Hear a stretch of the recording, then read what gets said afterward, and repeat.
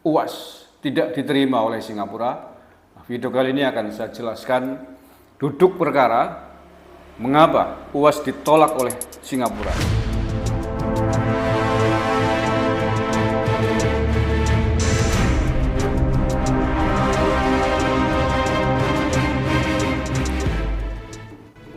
Assalamualaikum warahmatullahi wabarakatuh. Salam Nusantara, salam sejahtera untuk kita semuanya. Salam, Om Swastiastu, Namo Buddhaya, salam kebajikan, rahayu. Saudara-saudaraku sebangsa setanah air yang saya cintai, saya banggakan, video sebelum ini saya mengabarkan tentang Ustadz Abdul Somad atau UAS yang ditahan di tahanan imigrasi Singapura dan kemudian dideportasi. Nah, ia ditahan oleh imigrasi Singapura karena ditolak. UAS ditolak masuk ke negara Singapura. Nah, apa alasannya? Apa sebabnya UAS tidak diterima oleh Singapura? Video kali ini akan saya jelaskan duduk perkara mengapa UAS ditolak oleh Singapura. Mengapa UAS ditolak masuk ke Singapura? UAS tak diizinkan masuk Singapura. Ini penyebabnya. Ustadz Abdul Somad tidak diizinkan masuk ke Singapura pada hari Senin 16 Mei 2022. Kemarin ya, sekarang hari Selasa. UAS sempat ditahan oleh otoritas keimigrasian Singapura sebelum pada akhirnya dipulangkan ke Indonesia. Dubes Republik Indonesia untuk Singapura, Suryo Pratomo, mengaku telah mendapat informasi dari Immigration and Checkpoint Authority atau ICA atau Otoritas Keimigrasian Singapura soal penahanan serta tidak diizinkannya UAS masuk Singapura.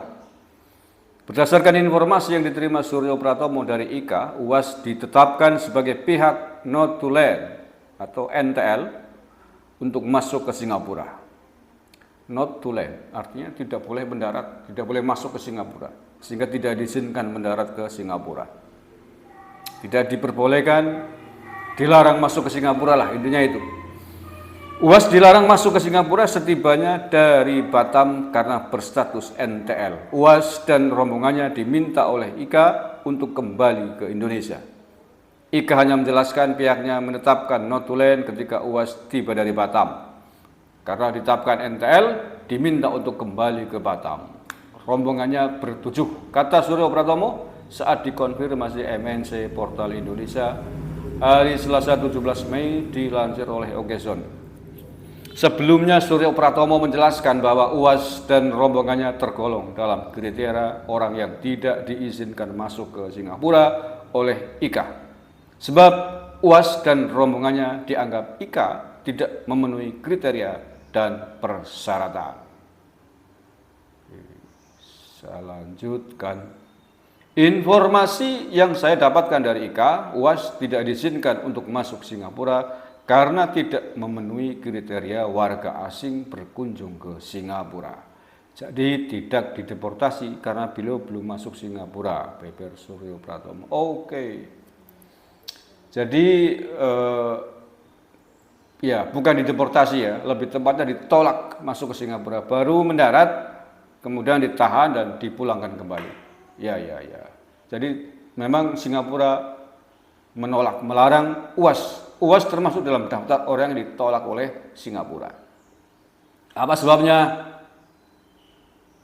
Tahu sendirilah. Berdasarkan informasi yang dihimpun, UAS dan rombongannya sekitar 7 orang saat ini telah kembali ke Indonesia. UAS sempat ditahan oleh otoritas keimigrasian Singapura pada hari Senin 16 Mei kemarin. Oke, itu penjelasan resminya ya. Jadi sebelum ini selain di Singapura, UAS juga pernah ditolak oleh Hong Kong kalau nggak salah tahun 2017 yang lalu. Nah, atas penolakan Singapura ini nampaknya banyak pihak yang meradang. Banyak pihak yang tidak terima, termasuk UAS sendiri mengatakan, apa alasan saya, mengapa saya ditolak itu. Fadlizon, politisi Gerindra, adalah termasuk orang yang protes terhadap penolakan ini.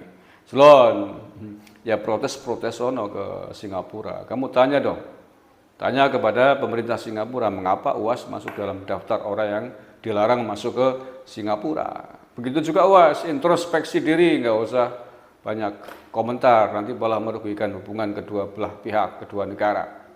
Introspeksi diri, mengapa? Pasti ada alasannya. Mengapa Singapura menetapkan antum menjadi orang yang NTL, not to land, tidak boleh mendarat ke Singapura. Ya.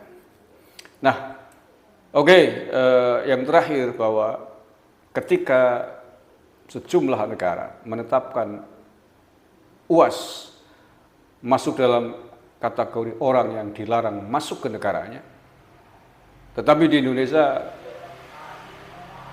UAS adalah tidak ada masalah, masih bebas berkoar-koar. Nah, mengapa demikian? Silakan tanya ke pemerintah Indonesia.